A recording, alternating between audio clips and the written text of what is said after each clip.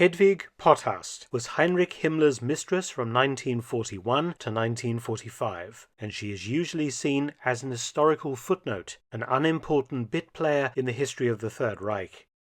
But this characterization would be a disservice to the truth.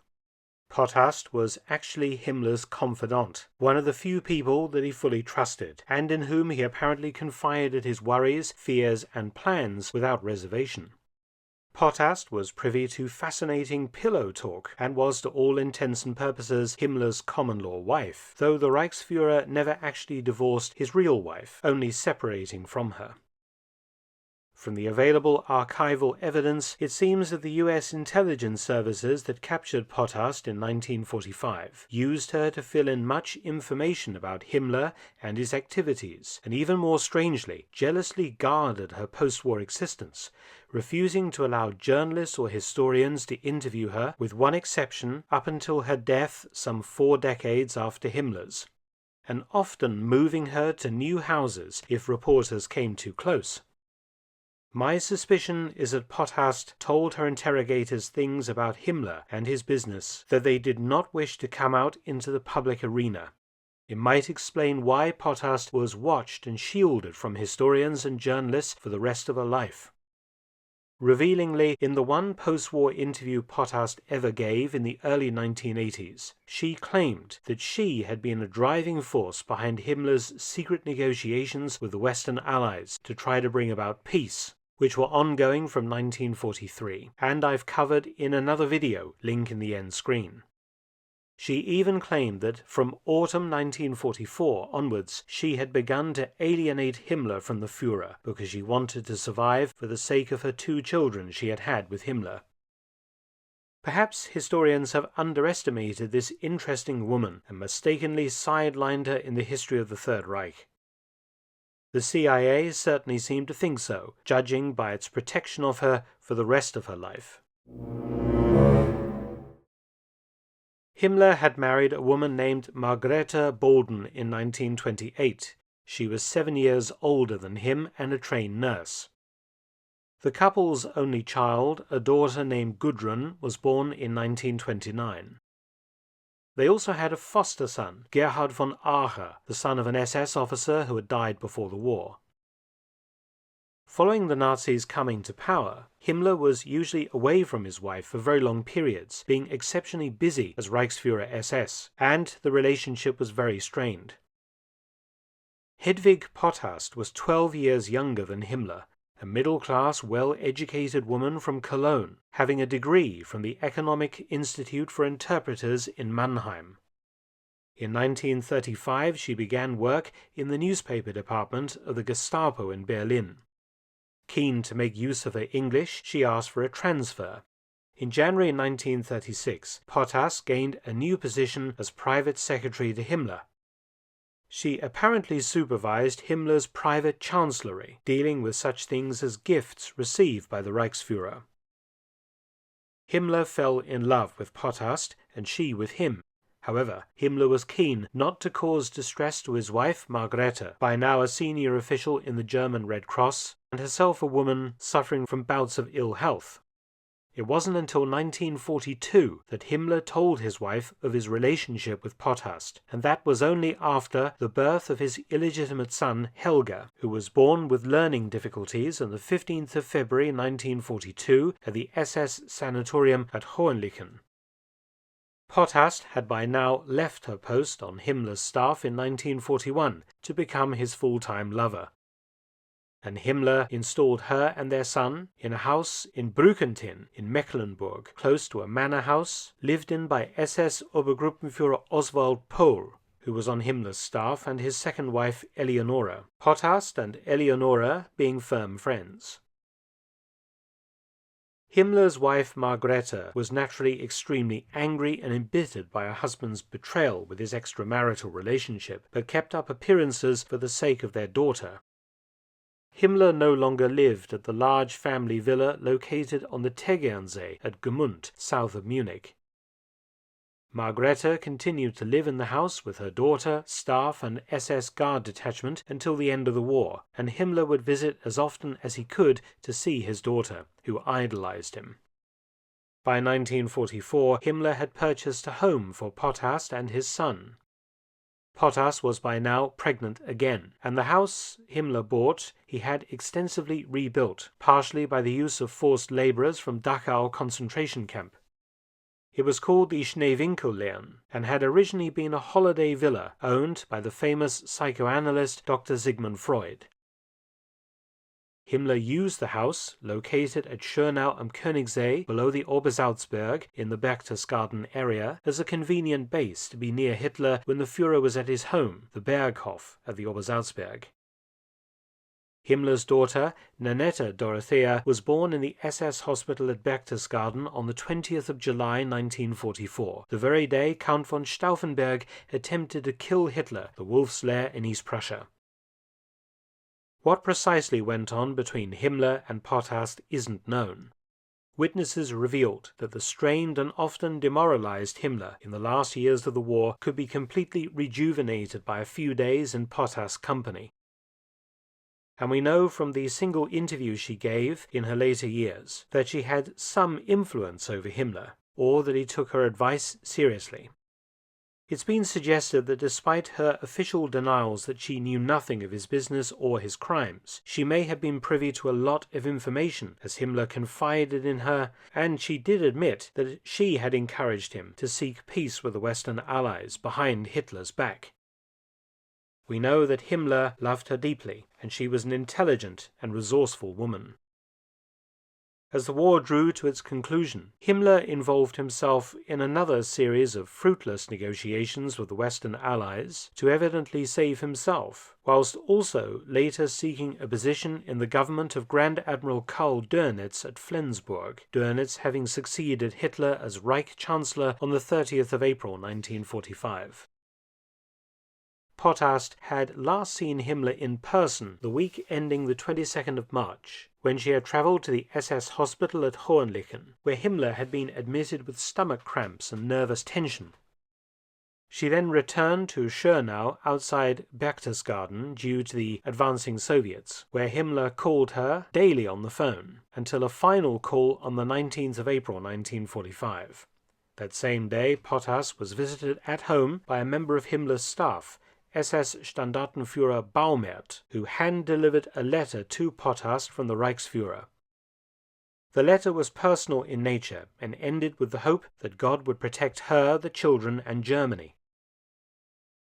The following day, Himmler was in Berlin attending Hitler's 56th birthday celebration at the bomb-shattered Reich Chancellery, before making himself scarce to continue his secret negotiations through Swiss aristocrat Count Volker Bernadotte, and then moving north to Schleswig-Holstein, establishing a new headquarters close to the Dönitz military government, Dönitz at that time, before Hitler's death, being commander-in-chief of northern Germany, Denmark, Netherlands, and Norway.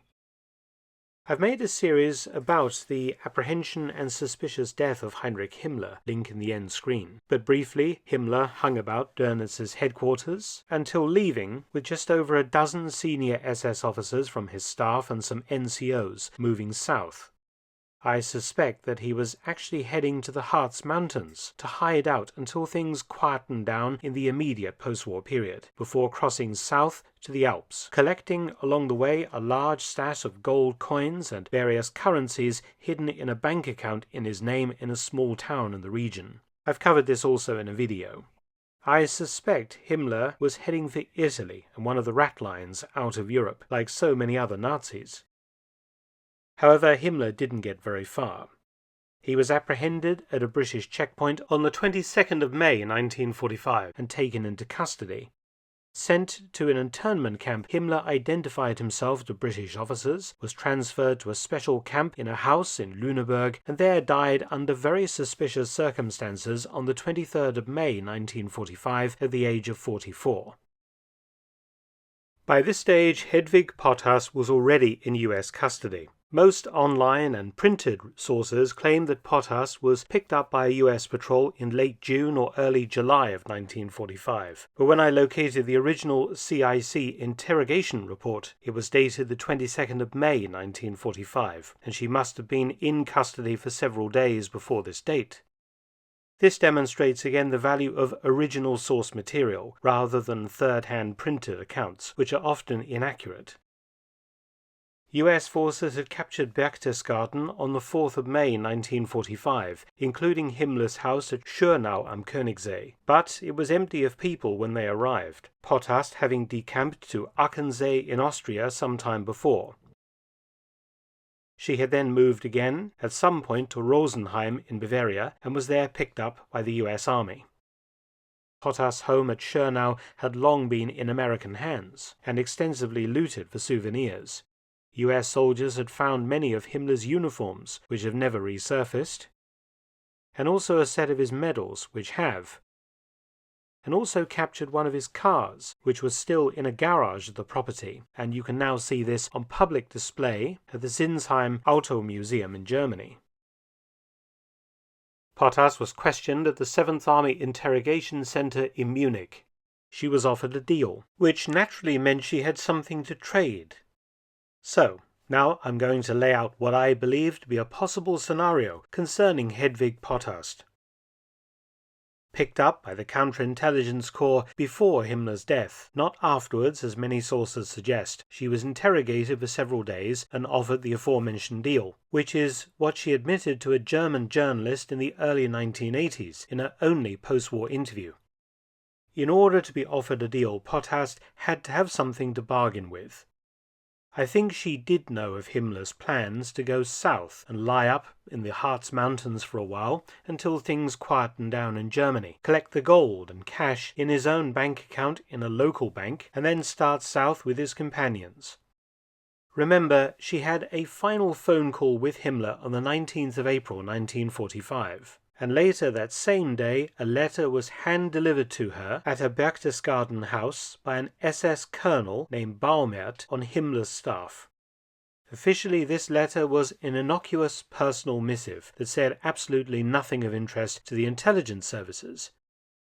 If so, it was completely superfluous, and why would Himmler not just tell her all of these sentiments over the phone? I think the letter and the lengths Himmler went to have it hand-delivered to her give clues to Himmler's future evasion south, if his negotiations with the Western Allies failed and he had to go on the run. Remember, Himmler was an excellent organizer and planner, and he would have thought of every possible eventuality. Potthast probably gave this letter to her interrogators and also told them further details of where Himmler could likely be found and when, and the Harz Mountains region where Himmler was heading had already been captured by US forces. The American government, via Counterintelligence Corps Europe Chief Alan Dulles, had been privy to a lot of the secret negotiations between Himmler and the British authorities since 1943. Grabbing Himmler would have made for a powerful bargaining chip over the British for the Americans. Himmler, as head of German intelligence and police services, as well as Reichsführer SS, knowing things very embarrassing to Britain, particularly to certain members of the political establishment, the kind of things that the British would not have wanted divulged in open court at Nuremberg, for example. And there was also the question of locating the vast amount of wealth which had been secreted away by the SS, and which of course Himmler knew the whereabouts of. It's interesting to note that when he was captured, he was carrying with him a multi-page letter addressed to General Dwight D. Eisenhower, not to Winston Churchill or Field Marshal Montgomery. It seems to me that Himmler was carrying it as an insurance policy in case he was apprehended by the Americans. Though noted at the time of his capture, this letter has subsequently disappeared. It is not difficult to understand why the British might have wanted Himmler dead, particularly if you've watched my programs detailing the secret negotiations between Heinrich Himmler and very high-level members of the British government and establishment. It comes as no surprise to me that Himmler died within hours of being identified by the British. Reputations were at stake, the reputations of very powerful men, and Himmler's demise is by no means a settled story today, full of contradictions and inconsistencies, medical impossibilities, and doctored official documents, not to mention the now 80-year embargo on a lot of official archival material about the subject. It also explains why the Americans were so angry when they found out that Himmler had died in British captivity within hours of his capture. Potthast's deal may have extended to the whereabouts of stashes of Himmler's gold and currency, which were later recovered by the Americans. Either way, she was told to keep quiet about Himmler's last weeks forever, and in return, the CIC and its successor organization, the CIA, also headed by Allen Dulles, would protect her and her children, and they would live decent and free lives in post-war West Germany. I can't prove this scenario, but it makes logical sense, or something very similar to it. She couldn't have struck a deal with an organization like the Counterintelligence Corps if she had absolutely nothing to trade, if she was just a dumb blonde mistress, and Himmler's likely escape route and or location at particular times in the future would have been a very valuable insurance policy for her. For the rest of her life, Potthast received regular home visits each month from a U.S. intelligence officer who would ask her whether she needed anything. She was also given a telephone number in Munich that she could call if anybody came to the house and tried to talk to her about Himmler. Potthast kept in contact with Himmler's brother Gebhard, and also with Himmler's senior staff member SS Obergruppenführer Karl Wolff until the late 1950s. In April 1952, the Americans moved Potthast to a new address, Landwehrstrasse 3 in Munich, and later to Alter Reichenhaller Strasse 10 in Teisendorf. In February 1953, U.S. journalists tracked her down, but American intelligence moved quickly, relocating her this time to Hauptstrasse 65 in Sinsheim. Next, reporters from Newsweek located her. The CIA now arranged for Potthast to marry a man with a terminal illness, and this led to her to assume a completely new identity and also a new surname. She was soon widowed, and Frau Hedwig Steek lived quietly with her disabled son in a bungalow at Keltenring 12 in Baden-Baden. She lived at this address for the rest of her life, for many years close to her friend, Sigurd Peiper, the wife of the famous SS officer Joachim Peiper. And it was here in the early 1980s that Potthast gave the only interview she ever gave, which, as I outlined at the beginning of this video, was fairly revealing.